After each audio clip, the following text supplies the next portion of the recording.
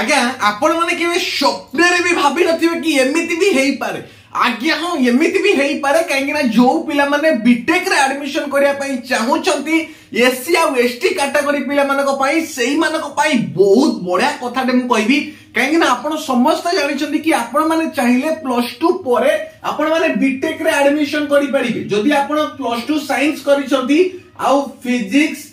chemistry आ math ए तीनटा जक मिसिकी जदी आपणकर 135 मार्क अछि थियोरी आ प्रैक्टिकल मिसिकी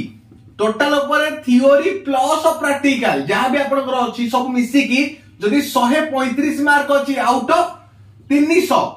काहे ना कोन physics chemistry math 100 mark 300 mark जदी हम हिसाब करा 300 जदी 135 मार्क अछि ताहाले आपण माने बीटेक रे एडमिशन करि परिबे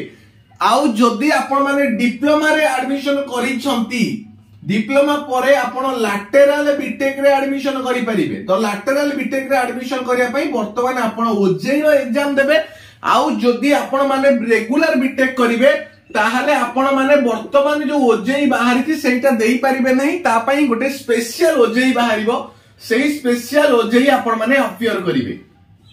तो एठीर कथा होची कोन आपण मानको बीटेक रे admission completely free of cost रे मिलिबो पूरा मागणा जदि आपण माने एससी किबा एसटी कैटेगरी रु बिलोंग्स करूथिबे एससी आ एसटी कैटेगरी पिला सेही मानको पई कांटेक्ट नंबर मु देई दउची 7894928042 तो एई नंबर रे आपण माने कांटेक्ट करंतु एठी आपण मानकर पाठ पढा आ खाइबा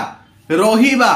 सबु पूरा मागणा माने किछि भी पैसा आपण को दबा को पड़िबनी इवन इफ आपणकर जो फॉर्म फिलअप फी एग्जाम रो फॉर्म फिलअप फी भी मागणा आज्ञा हो केवल एई वर्षरु